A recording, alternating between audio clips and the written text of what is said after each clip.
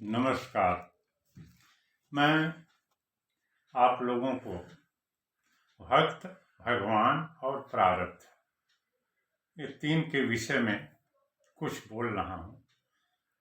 कृपया आप लोग ध्यान से सुनें और उसका अमल करें। भक्त और भगवान का संबंध बहुत अटूट होता है।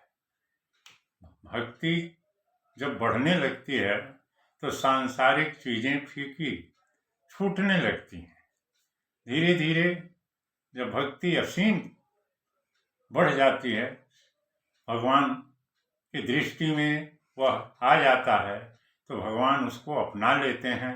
अपना बना करके अपने अनुसार भगवान चलाते हैं। भगवान के भक्ति में परीक्षा होता है। उस परीक्षा में जो भक्त सफल हो जाता है वही भगवान का प्रिय होता है। अब यहाँ पर प्रारब्ध पूर्व जन्म से ही वो कर्मों से बनता है। प्रारब्ध माने भाग्य।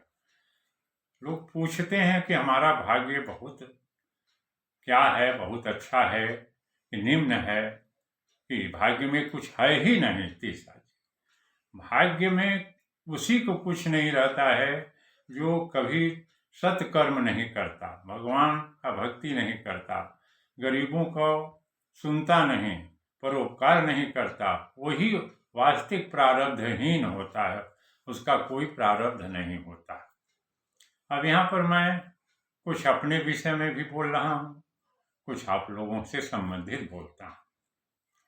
जब मैं चाहता था कि ये हो जाए, वो हो जाए सांसारिक चीज़ों को, तो प्रारब्ध के अनुसार हमको बहुत कष्ट उठाना पड़ता था, तो भी नहीं होता था। पिताजी की आज्ञा के अनुसार मैंने भक्ति में बढ़ना शुरू किया। धीरे धीरे मैं परमात्मा की तरफ बढ़ने लगा। परमात्मा से ज्ञान प्राप्त होने लगा। ज्ञान में ही मिला कि सब कुछ जब छूट जाता है तभी परमात्मा प्राप्त होते हैं। सब कुछ छूटने का मतलब किसी में मोह न रह जाए। जब मोह नहीं तो छूट ही जाता है। जो मोह खत्म हुआ, परमात्मा प्राप्त हुए। सब में परमात्मा का स्वरूप दिखाई दिया। कोई अपना कोई पराया नहीं दिखाता है। इसी पर मैं आपको दो शब्द सुनाता हूँ। जब चाह रही तब कुछ न मिला, जब चाह रही तब कुछ न मिला, जब चाह खत्म हो गई तब सब कुछ सामने आने लगा, तब सब कुछ सामने आने लगा। जब इच्छा खत्म हो जाती है, परीक्षा वहीं खत्म हो जाती है। कोई परीक्षा नहीं होता है। भगवान इच्छा को खत्म कर देते हैं। सांसारिक इच्छा रह नहीं जाती। संसारिक इच्छा और परमात्मा प्राप्ति अलग है।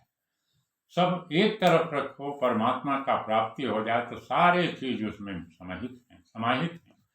तो मैं आप लोगों को तुलसीदास जी का भी दो वाणी सुनाते हैं। तुलसीदास जी जब उनका प्रारब्ध था तो जहाँ जाते थे मांगते थे, कोई कुछ नहीं देता था। और जब उनको भगवान की भक्ति, भगवान का मिलन हो गया, तब क्या हुआ, सब लोग उनको बिना मांगे देते थे।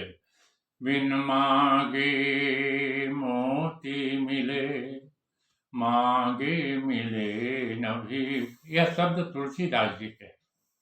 ऐसे जो है हमारे संत महात्मा जितने हुए, वो पहले उनकी परीक्षा हुई, बाद में प्रभु ने उनको अपनाया और उस शरीर से उन्होंने इस पृथ्वी पर बहुत सबका परोपकार किए संतों ने। आज मैं उस संतों को भी नमन करते हुए आप लोगों को यह वाणी सुनाए। ओम नमः शिवाय।